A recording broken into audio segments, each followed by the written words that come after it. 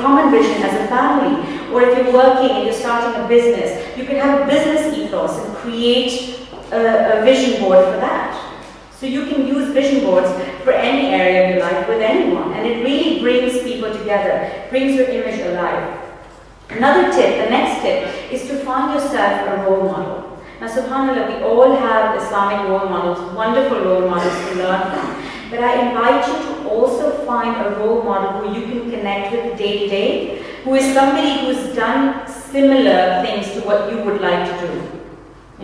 So if you would like to, be an author, find a role model who you find writes the kind of books that you do, and connect with them. Like if you can't meet them personally, or if you don't know them personally, learn about them. There's so many biographies out there. Find out about how they did what they did, and what some of the pitfalls were, because this really begins to, if somebody else can do it, so can we. We can connect to that, and it's a very day-to-day way of learning and to be inspired. Because sometimes we think, we can't do it. But when we look at other people who've done similar things, it's inspiring, isn't it?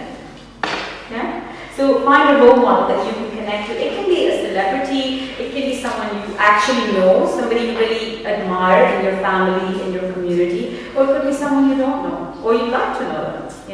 You can connect with them that way. Next thing is once you have your life vision coming alive, I would invite you to share it with people that you trust.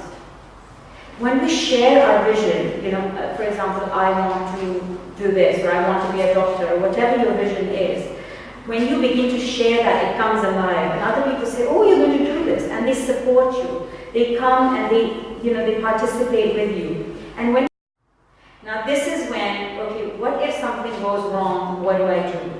Because often what happens is we have all these wonderful goals, but we never think about what can go wrong. And this is not about being pessimistic that something will go wrong, but this is about, okay, if something goes wrong, how do I avert it? How do I make it okay? What do I need to do to solve the problem? This is a solution-focused way of thinking. So you so you have a plan and action already in mind.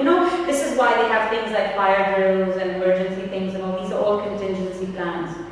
Does it make sense? So so when okay, this could go wrong, I'm going to handle it like this, you're much more confident and inspired to keep going. So how are we feeling about inspiration? Are these tips useful? And I invite you to try them out. Let me know which ones you like best. It would be really nice to hear from you. My contact details are in the back. And it would be really nice to hear what you have to say. And I hope you find your inspiration.